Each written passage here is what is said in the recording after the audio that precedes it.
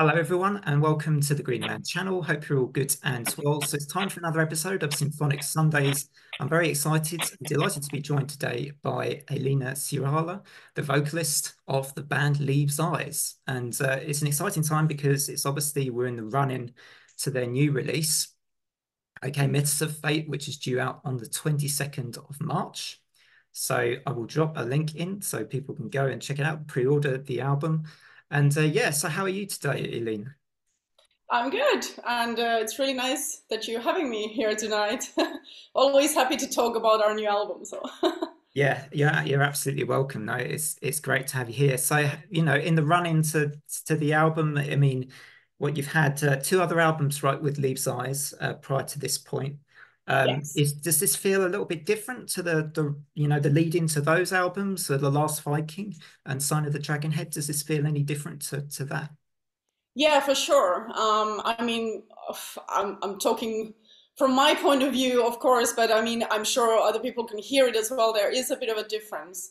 And of course, not the smallest thing being that our dear friend Tosso is not in the band anymore. So we had to find a little different dynamic how we're gonna approach this album. So musically, there is definitely a little bit of a difference, and it's complementing basically the other difference that is the topics. So we wanted to, well, Alex obviously comes up with the concepts more mostly in the band. So the previous album was concept album and more based on the historical figure and his life, Harald Hardrada, and this one is a little bit more about the mystical and magical side. So it was also, yeah, it gives a little different vibe for the lyrics. So that affects also the music then, and it's all goes together for sure. Yeah, I guess that I have done a little bit of research because as far as mythology goes, I actually realized that I don't know much at all about Viking mythology and some of the myths being explored on this album. And I kind of got quite fascinated by the goddess with the apples of eternal youth and the forged by fire, the swords the deadly sword that gets it was forged by the dwarves and all this kind of stuff that's behind the album. It's very interesting. I did wonder whether there was something in common with the myths or why they were chosen as the songs, those or why those myths were chosen for the songs. I don't know if there was something behind that, but Well, I mean, this is up to Alex again. I mean, yeah. he kind of he's very immersed into this Viking scene, and he's very knowledgeable. And of course, he still does a lot of research and comes up with all these crazy, or not crazy, but fascinating, sagas that he wants to bring to the album. And yeah, I agree with you. I mean, when I heard about the topics, I was with each and every one of them. I was like, oh wow, that's incredible. And then obviously visually already having a lot of ideas in the head how it looks. Yeah, so when you're singing, I mean, do you sort of are the sort of the meaning of the songs and the myths themselves in your mind as well as you're kind of getting into character? Say when you're performing live, do you think of the what's been sung about in the songs, or are you more probably just focusing on making sure you get your vocals delivered to perfection? Well, I mean, yeah, of course, there's always this balance between those two, but um, I always compare it a little bit to the opera. I mean, I used to do operas as well on stage, and there you really take a role and you want to portray it and you want to bring the character alive. You want to bring the text, whether you're the teller, whether you're the actual person in the song. And yeah, so you, of course, you want to do that as a singer when you're trying to portray what the text is saying and through the music it again all ties together, of course. But yes, absolutely, yeah. I mean, sort of tied in a bit with that. I mean, the videos that Leaves Eyes do, and I understand that there's quite a sort of a big effort that goes into those. You've got a big crew or a Viking crew that go around with you for I don't know if they go around for all the videos, but maybe some of the videos I've seen them in anyway. And I was watching The Realm of Dark Waves earlier, and it looks like you have some amazing locations that you filmed these videos at as well. and it must be quite an experience to go out and film these amazing videos. I mean, is it, you know, what's a day like whilst you're doing that? Because I have zero experience of filming myself and production and all that sort of thing. Well, yeah, I mean, we certainly had a thrilling journey with the videos as well on this album. It's five in total, which is a lot. And yeah, we filmed in Germany, we filmed in Iceland, we filmed in Poland. And yes, since there are not so many of these, let's say, battle themes on these videos, we didn't have our Viking armies with us this time, but we had our friends, Viking friends, helping us both in Iceland and in Poland. And yeah, it was every day is different, of course, but it depends. Sometimes it can be painfully hot, it can be painfully cold, it can be very wet, yeah, and then it can be nice. So it can be kind of anything in between. Long days and a lot of, you really like in Iceland, for example, the sun would go down around 4:30, so we really had to get things done. Yeah, wrap it So, up. and it was really a rush as well, like, oh, okay, let's get it done.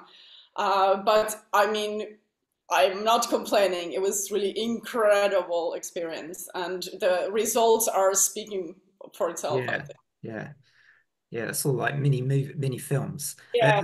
Was there any of those in particular that you really enjoyed being a part of, like, you know, performing in, so to speak? Yes, Um, of course. I mean, all of them, all all of of them. them. It's just that, not all of it was physically very comfortable, like freezing hands and like glitch pain.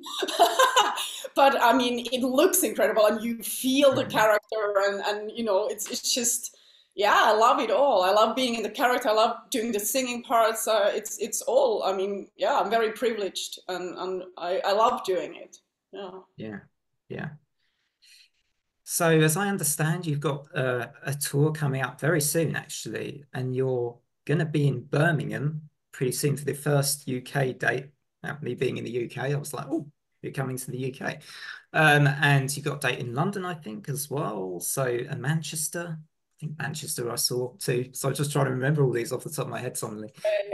So, yeah, and then you're doing some in Europe as well, in Germany and Switzerland, I think, and Austria. So, it Yeah, looks like all you've got it over. all sort of all planned out now. And yeah, I'm hoping and maybe I can try and get to see you. It happens that I think I'm working on a Saturday, and I think it might be a Saturday that you're in London. I'm not totally In sure. London, I think. Oh, Yes. but Yeah. yeah, it would be amazing to try and get to see you and the band. That would be exciting to actually see, you know, your stage show and what you do, because I've heard your stage shows are um, quite something to watch unfold. I mean, it always, of course, we have some incredible stage settings when we have the enough space and like Wacken, for example, that was incredible with all the pyros, and then we were able to also bring the Viking ship on stage in the metal female voices.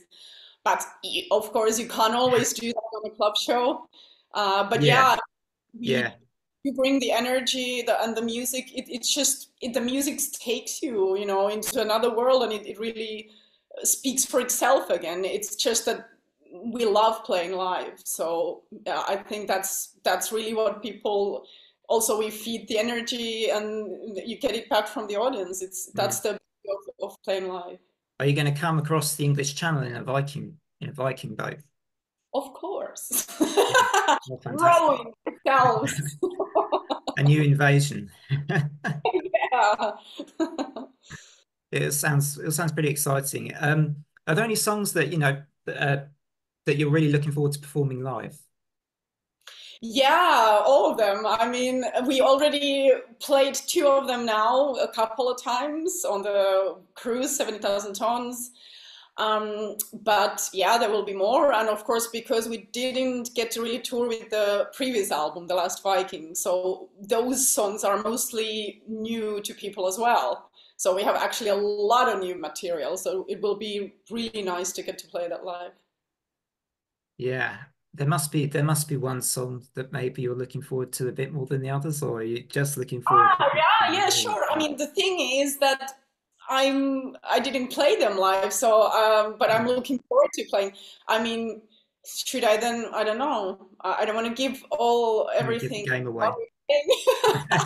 But I'm definitely looking forward to playing Who Wants to Live Forever.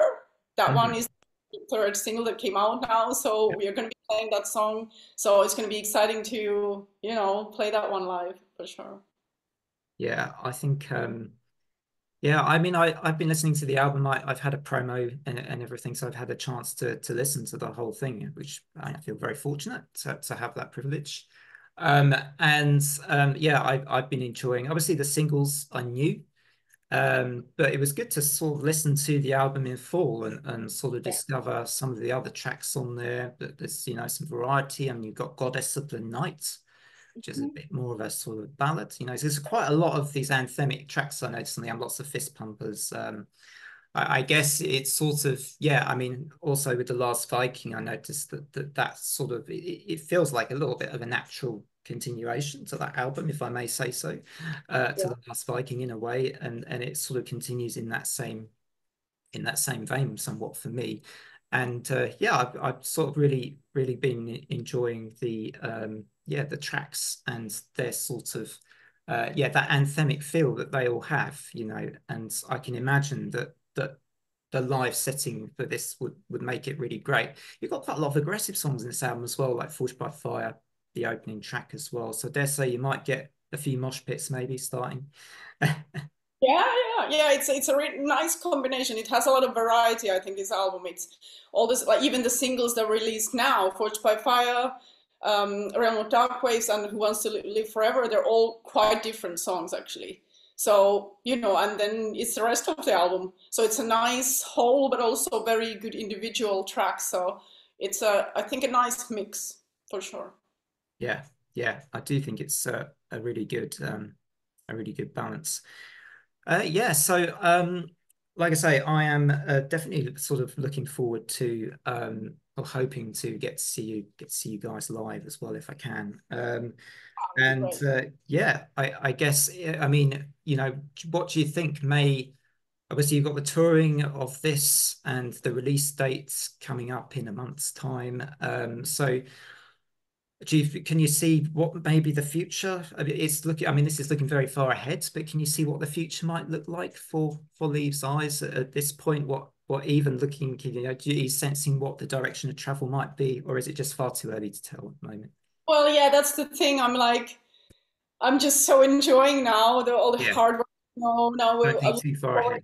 to still releasing more videos and actually have the album out. And I really hope that people will like the album as much as I do. I mean, I'm really excited about it. And then, of course, this tour is something we are now fully concentrated on.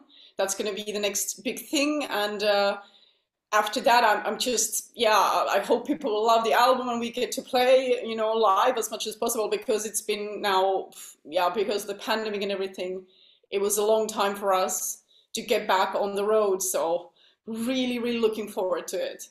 So as you say, yeah, there are plans, but I'm kind of more in the moment at the like, right now, enjoying the moment. Something I wondered is for, I mean, going back to the live performances again, before you get on stage, I mean, being the sort of the front woman of the band, the lead singer, is there anything you do like as a routine to prepare yourself for being that sort of, being at the sort of, the front of the show, if you will? Well, I think it's kind of quite normal thing. So I take my time to get ready, let's say physically, put my makeup on Yep. and get ready like that, and then put my outfit, and it already gives me like a little bit different feeling when you have the outfits on and you feel like, okay, we're going on stage. But then, of course, I warm up my voice always, and I often have this little quiet moment. So I get maybe a little bit in my own bubble, but nothing crazy. It's kind of quite normal things. I don't have any weird rituals, as I know at least. Maybe I do. Yeah, yeah. I mean, it's funny, isn't it? I mean, sometimes everyone has their different ways of preparing for before performing, I'm sure. And yeah, I can see that, you maybe you just kind of being in the outfits possibly helps seeming you to get into the mood, to get into the mode of performing. Yeah, sure. And I mean, it's important to, like, you always get this bit of adrenaline, of course, that gives you this boost when you go on stage, and then you just get the interaction with the audience, which is awesome. So that's kind of usually carries it then for me. I don't really need to do anything, any black magic or something.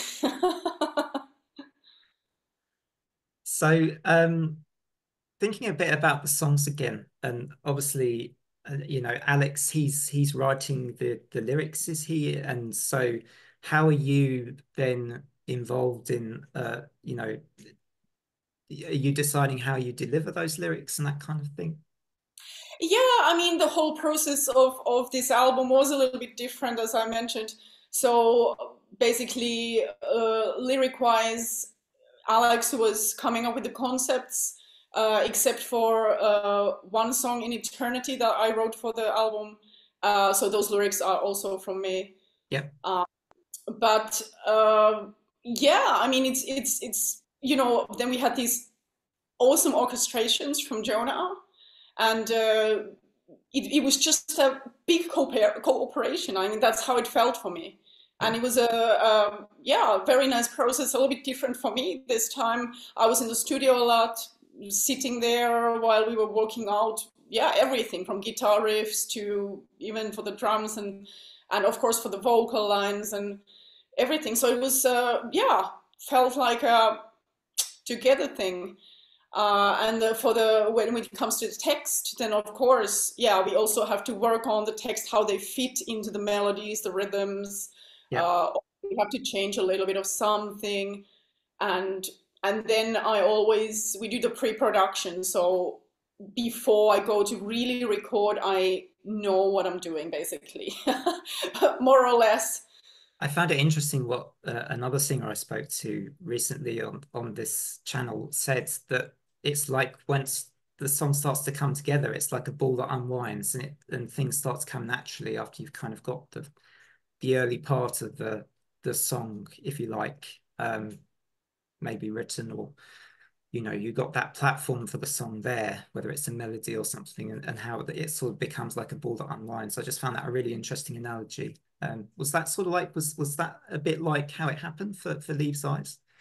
Well, I mean, I think it depends on the song a lot. Yeah, And where, like, whose idea was it originally, or yeah, how much things have to be changed or needs to be changed.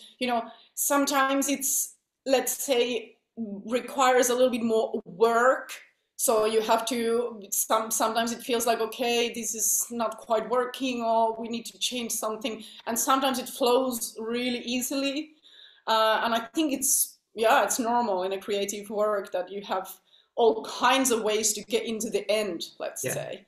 yeah, um, yeah, it's fascinating work, and I obviously love creating music. So yeah, it's great when also working with such great people that we have in Leaves Eyes, and it's just like, yeah, having ideas and having such great musicians and everything together. So yeah, can't be really better than that. yeah. Well, it's as I say, it's been great to have you on the channel as a sort of latest guest for Symphonic Sundays, and thank you so much again for joining me today for this chat and this interview. And I know you do probably, and you've got plenty more to come of these, I'm sure, with lots more questions. So I do appreciate that you have that routine. You have to go through for all of these types of things, and it's much appreciated from me that you've given up a bit of time to today for this. And as I say to everybody, do go check out this album and look out for the release dates on the 22nd of March. That's when the album is due to come out. So do go and check the album out, Myths of Fate, on that date. And I will, as I say, drop a link into where you can go to pre-order the album ahead of time as well. And yeah, so as I say, looking forward to the album release, and hope. Well, obviously, you're presumably looking forward to the album release, Elina, as well. I'm guessing. And Yes. yeah, and yeah, and those shows and performances and the touring, which I'm sure is pretty tiring, but I'm sure that it's more than worth it for hopefully the great reactions and the crowd participation and all of that kind of stuff that you get with the tours. So very best of luck with all of that. Thank you, and thanks for having me. It was my pleasure. Yeah, absolutely. And everybody, don't forget to drop a like and a sub and all that kind of thing if you enjoyed this video. Until the next episode of Symphonic Sundays, and from me and my guest, Elina, thank you very much. Until next time, bye for now.